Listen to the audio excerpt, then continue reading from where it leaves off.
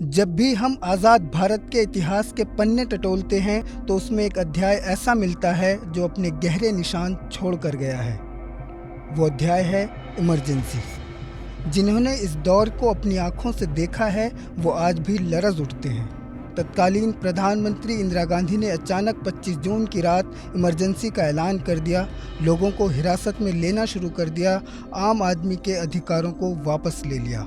साथ ही कई अखबार के दफ्तरों की लाइट भी बंद कर दी गई। जैसे तैसे सुबह हुई और 26 जून की सुबह तत्कालीन प्रधानमंत्री इंदिरा गांधी इमरजेंसी का आधिकारिक तौर पर ऐलान करती हैं। इसके बाद देश भर में क्रूर शासन का आगाज़ होता है। इस सीरीज़ में हम आपको इमरजेंसी से जुड़ा हर दिन एक किस्सा सुनाएंगे। आज पहले एपिसोड में हम आपको बताएंगे कि आखिर इमरजेंसी लगने की शुरुआत कहाँ से हुई। तो चलिए शुरू करते हैं। इंदिरा गांधी का नाम जहन में आते ही एक मजबूत इरादों वाली महिला की छवि बन जाती है, इसलिए इन्हें आयरन लेडी भी कहा जाता है। लेकिन इस आयरन लेडी को 1972 के चुनाव में एक आम नेता के सामने झुकना पड़ गया था। इस नेता का नाम है राजनारायण सिंह। राजनारायण सिंह ने 1971 लोकसभा के चुनाव में रायबरेली के सामने ताल ठोकी थी, जिसमें इंदिरा गांधी की जीत हो गई। लेकिन नतीजे आने के 4 साल बाद राजनारायण ने अदालत का दरवाज़ा खटखटाया और आरोप लगाया कि इंदिरा गांधी ने चुनाव में धांधली की है। उन्होंने सरकारी मशीनरी का गलत इस्तेमाल करने जैसे आरोप भी लगाए।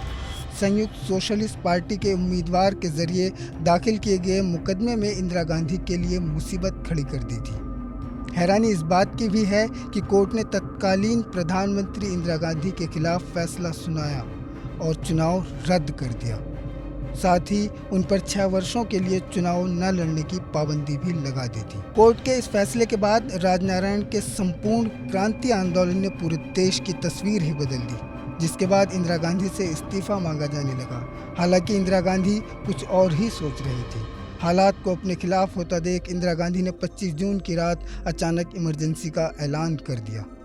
26 जून 1975 की सुबह तत्कालीन प्रधानमंत्री इंदिरा गांधी ने ऑल इंडिया रेडियो पर एक संदेश में इमरजेंसी लगाने का ऐलान किया।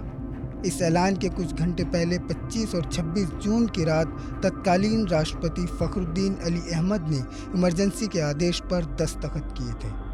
इस बीच विपक्षी नेताओं को गिरफ्तार कर जेलों में डाला गया और आम लोगों पर खूब जुल्म हुआ।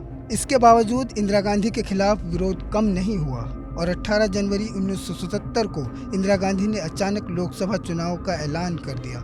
उन्होंने कहा कि लोकसभा चुनाव मार्च में होंगे।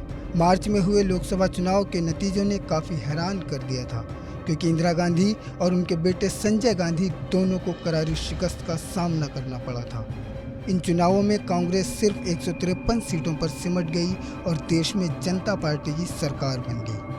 24 मार्च को मोरारजी देसाई ने देश के प्रधानमंत्री की शपथ ली। इस कहानी में इतना ही। मुझे यानी ताहिर को दीजिए इजाज़त और इस सीरीज़ का अगला एपिसोड देखने के लिए बने रहे इंडिया डेली डिजिटल के साथ।